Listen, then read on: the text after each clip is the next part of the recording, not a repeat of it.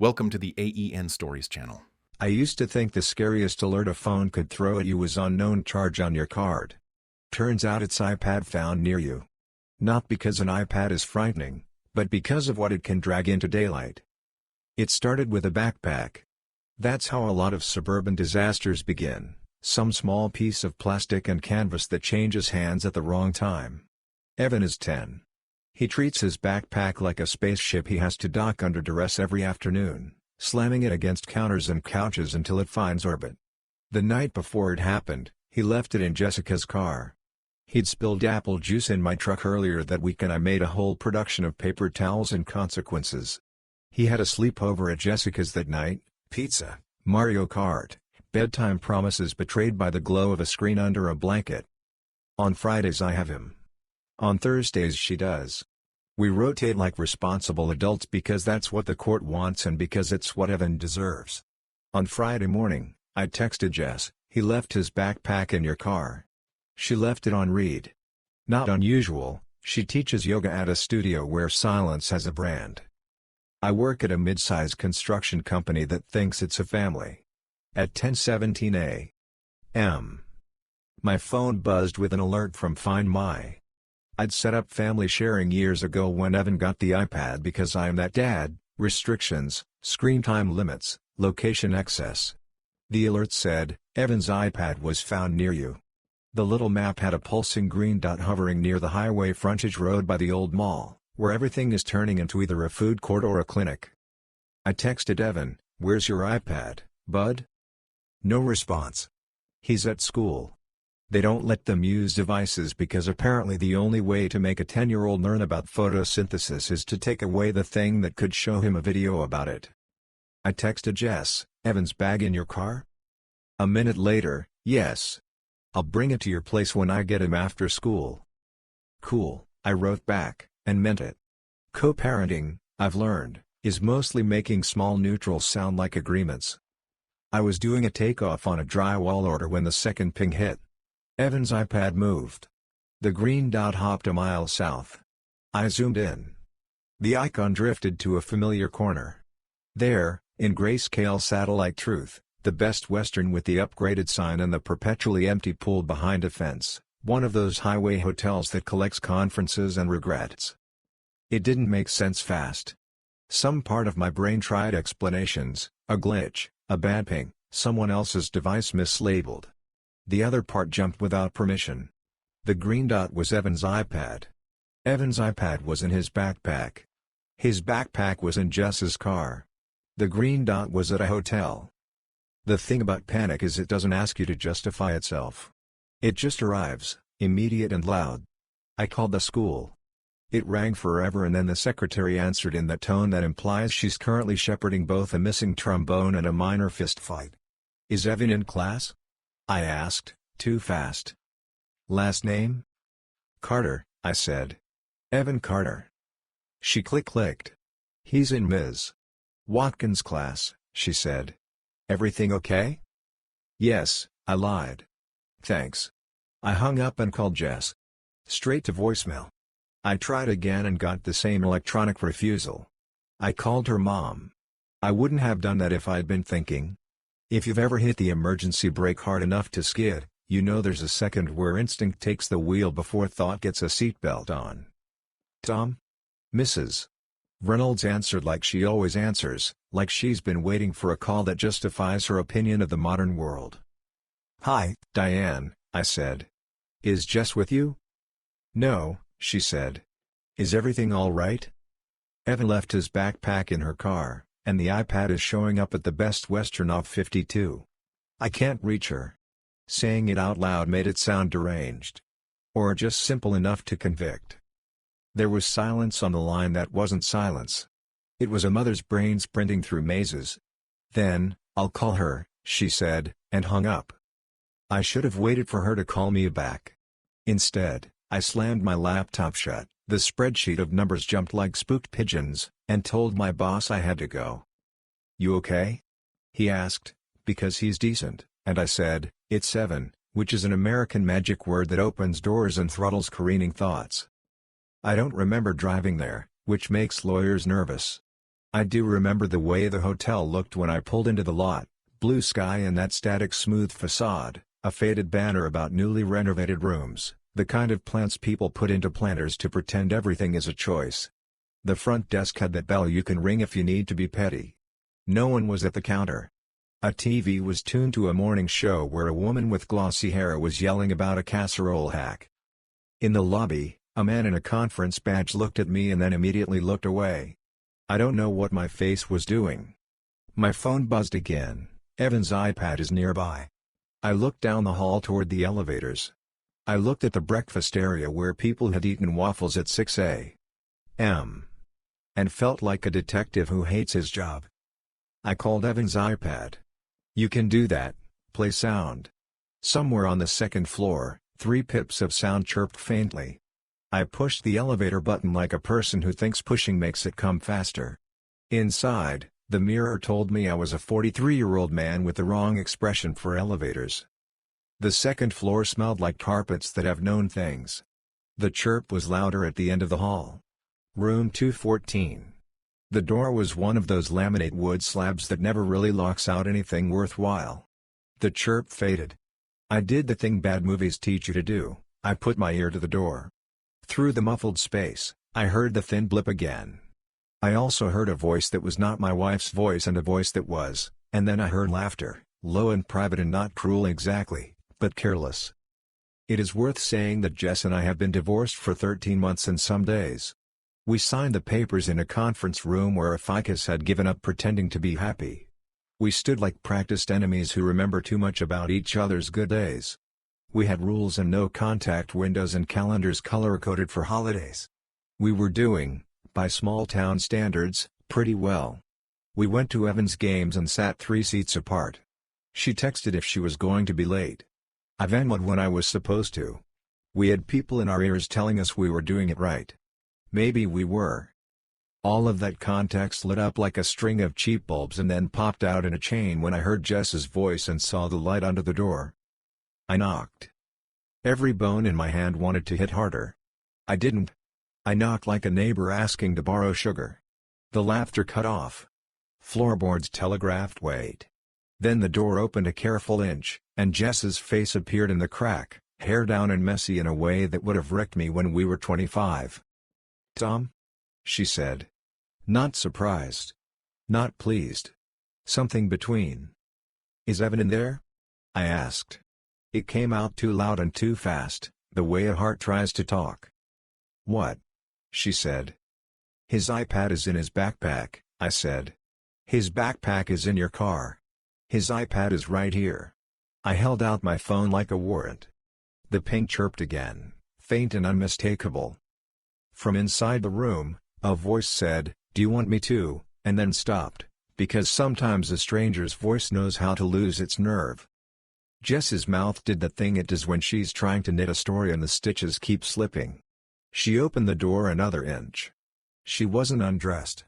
She looked like someone who thought she had 3 more hours of privacy left and had run out at the checkout. "Where is he?" I asked again, and that time it came out like anger pretending to be practicality. 10 years ago I would have said I'm not a jealous man. I would have been telling a truth from a different map. "He's at school, Tom," she said, and she was good at saying reasonable things in unreasonable rooms. "Of course he's at school." "Then why is his iPad here?" She exhaled through her nose. "Because Mark picked him up from my place last night.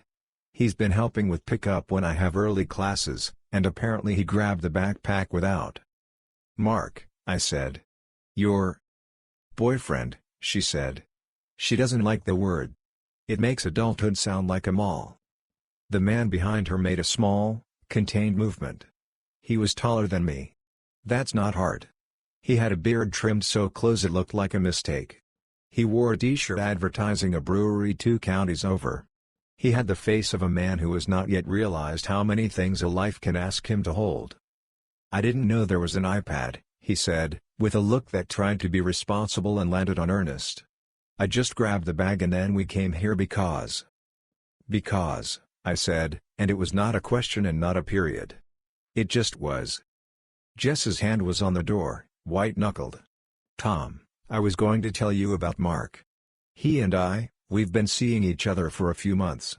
I was waiting for a good time. A few months, I repeated, like dusting the thread on a rope. The rope held until it didn't. Tom, she said, lower. Please don't make a scene. It's an unhelpful sentence. It assumes the scene is a thing arriving from outside, like weather, and not the natural consequence of choices. I stepped back because being closer made my brain buzz. Give me the backpack, I said. I'll bring it to Evan's school. Jess turned, and the man, Mark, stepped aside. In the corner, near the end of the bed, Evan's backpack lay open, sprawled like it always does, with a dinosaur keychain hanging from the zipper. The iPad screen lit in my pocket at the same time, like a dog perking up when it hears its name. She handed me the bag. Our hands didn't touch. I'm sorry you found out like this, she said, and to her credit, she sounded like a person who understands like this is a knife. Diane and Rick know, I said. I called them. Something crossed her face that wasn't anger and wasn't fear. It was a pure, parental calculation. How many rooms does this news have to pass through before it lands where it will do the most damage? Oh, she said. Okay. I left the hotel like someone trying to walk without offending the ground. In the parking lot, I put the backpack in my truck and sat there with both hands on the wheel until the buzzing in my ears faded to something like the sound of traffic. My phone vibrated. Diane, we can't reach Jessica. Is Evan missing? Tom? Then, Tom? I called her. He's not missing, I said. My voice sounded like a bad recording. He's at school.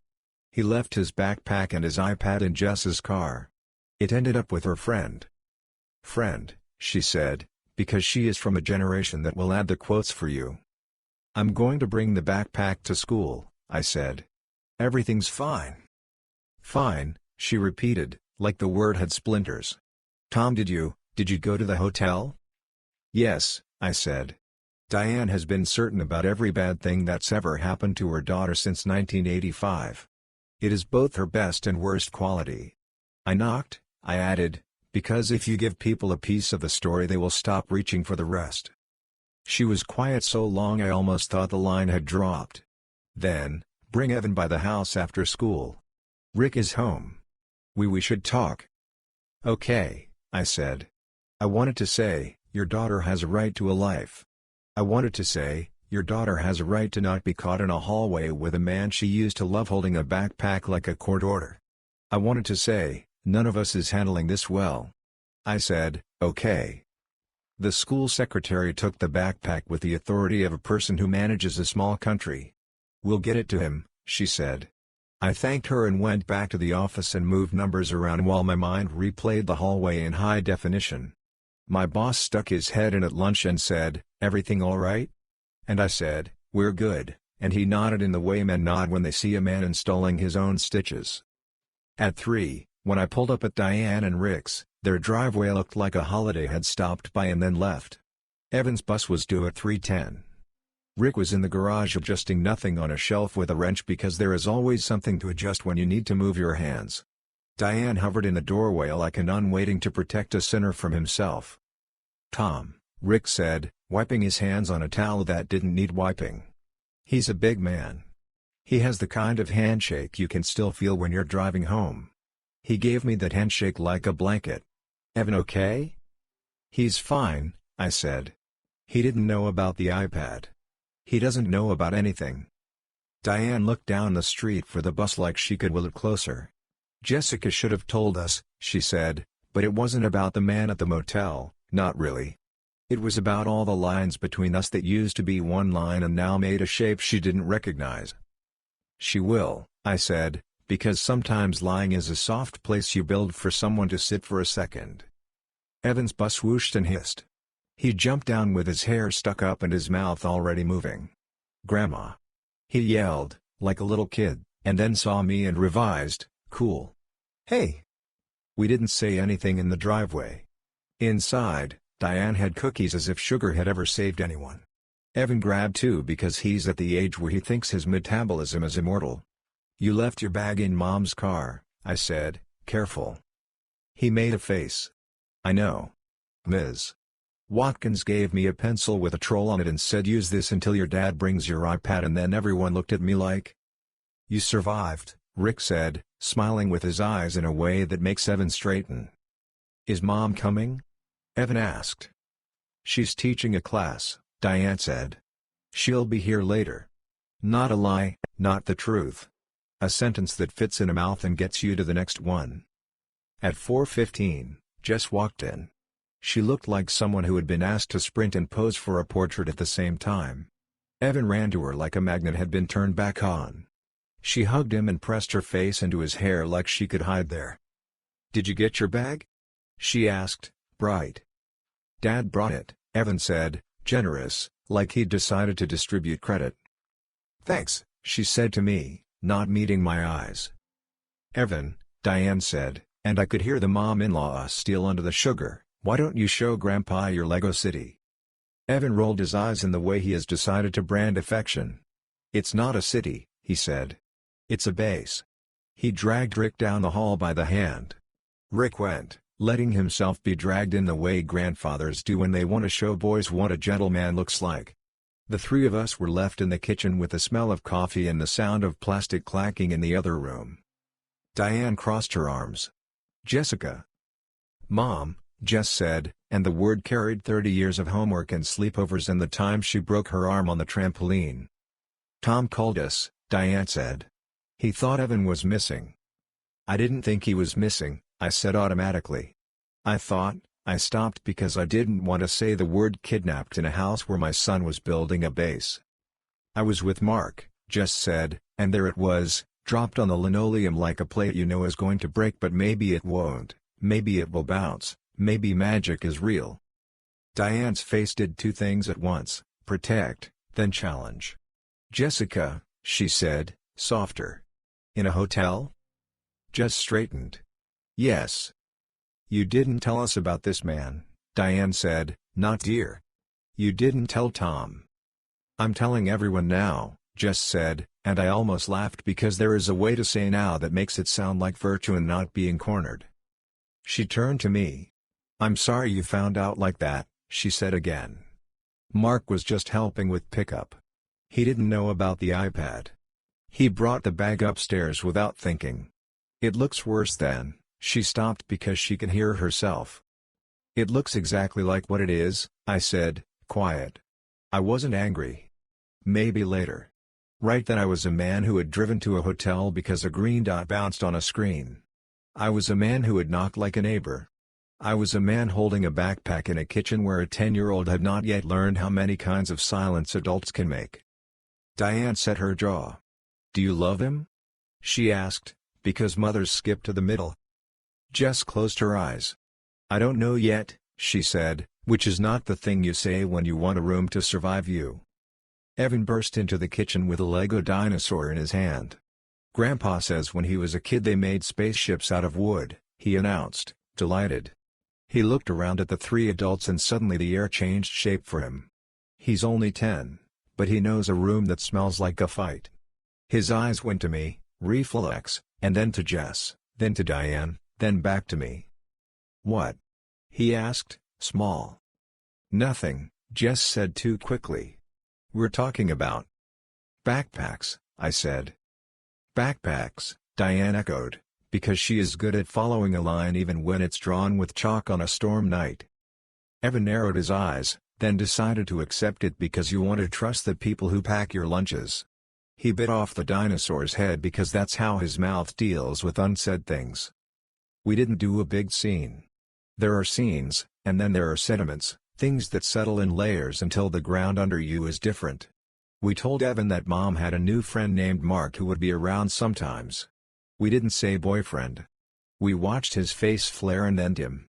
Okay, he said, and then, to me, like a test, can we still go to the batting cages Saturday? Yeah, I said. We can. On the way home, Evan fell asleep in the truck like he used to, mouth open a little, head lolling. I carried him inside although he's too big and my back will write me a letter about it later. I put him on the couch and covered him with a throw blanket he hates because it's scratchy. I sat in the chair and watched him breathe and listened to my phone vibrate on the counter. Texts, Jess, thank you for not making it worse. Diane, we love you. We love Evan. An unknown number, this is Mark. I'm sorry for the confusion today. The word confusion did something violent to my throat. I didn't answer any of them. I went to the junk drawer where we keep pencils and batteries and old tokens from arcades that shut down when everything moved to phones. I took out a Sharpie and wrote on a sticky note, "Next time, call the school before the hotel." I stuck it on the inside of a cabinet door where only I would see it. It looked like a man trying to build a tiny fence in a flood. The next weeks were calendar work. Evan asked fewer questions than I expected, which worried me more. Kids who don't ask are kids who are teaching themselves not to know. Jess and I stood in parking lots and handed off sports bags and smiled like employees at rival stores in the same mall. Mark came to a game and stood on the other side of the bleachers and clapped at the wrong times.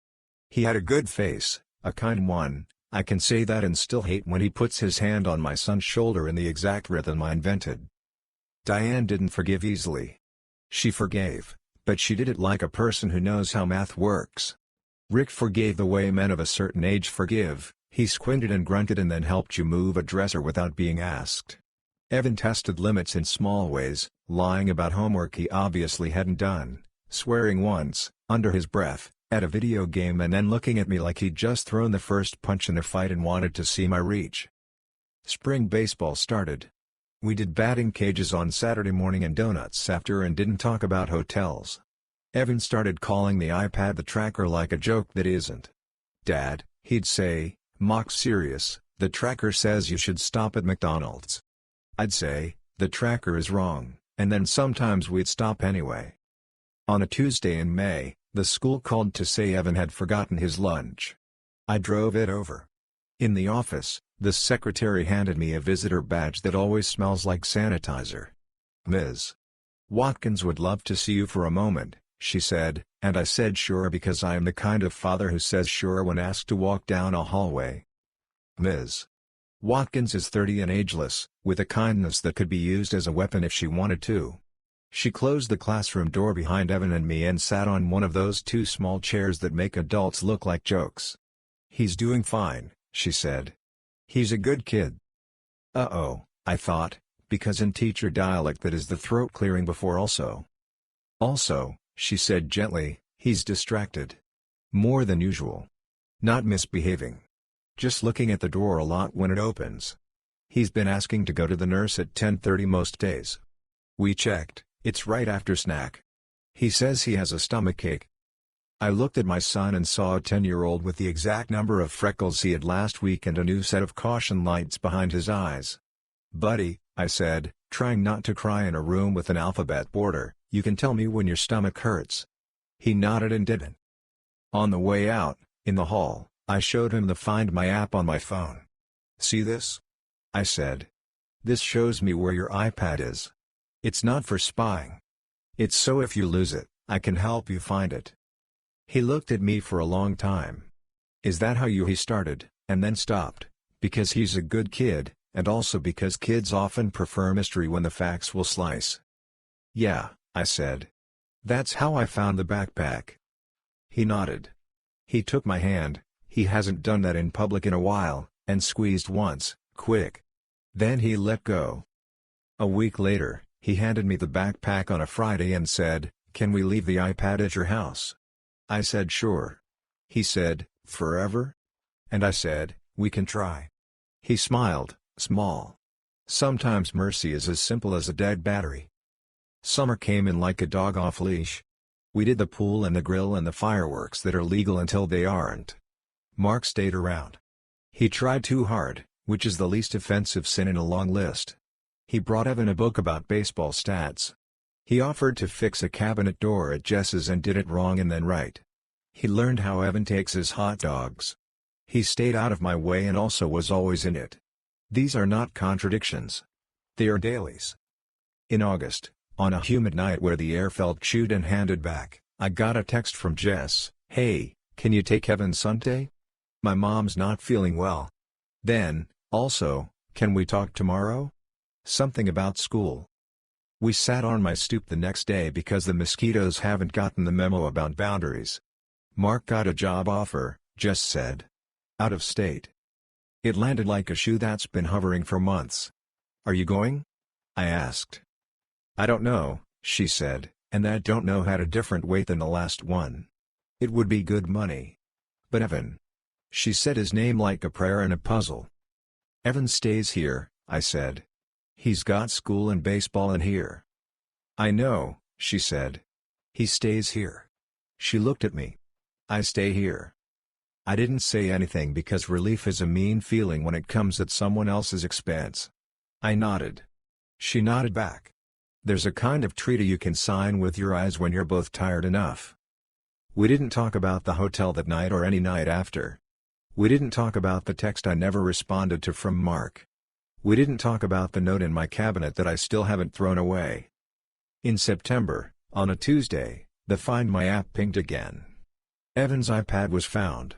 It was under a couch cushion at my house, where things go to die and be reborn. I laughed. I texted Evan, the tracker says your iPad learned to hide. He sent back 11 laughing emojis and then, we should probably turn that off. I wrote, someday.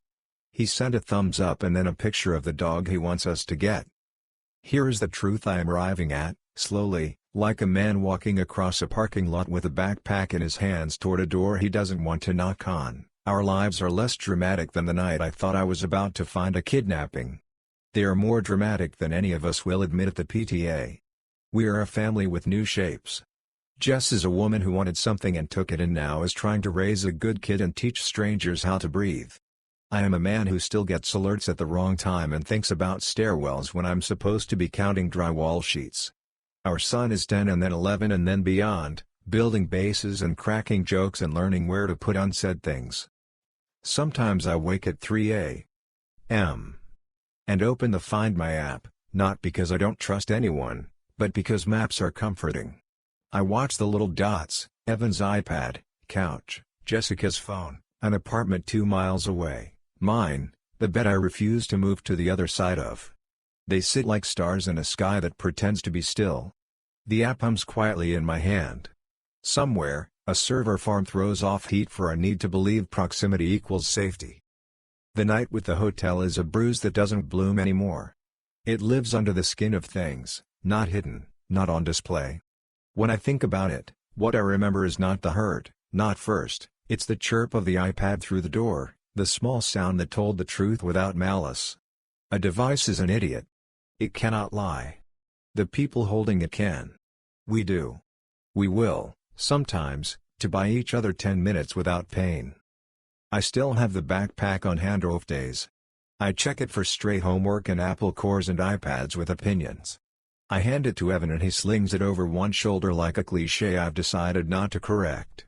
He's tall now, impossibly, and his hair refuses any plan. He runs toward Jess's car, turns, and remembers, and runs back to hug me hard and quick, like a kid whose body already knows goodbyes are a skill. He lets go and jogs back, opens the passenger door, tosses the backpack in, and climbs into a life that is different than the one I thought we were building, and possible, and ours. When the phone pings these days, I glance and I don't run. Not because I'm wiser. Maybe because I'm tired. Or maybe because I've learned that not every green dot is a crisis, and also that some of them are. If it is, I'll go.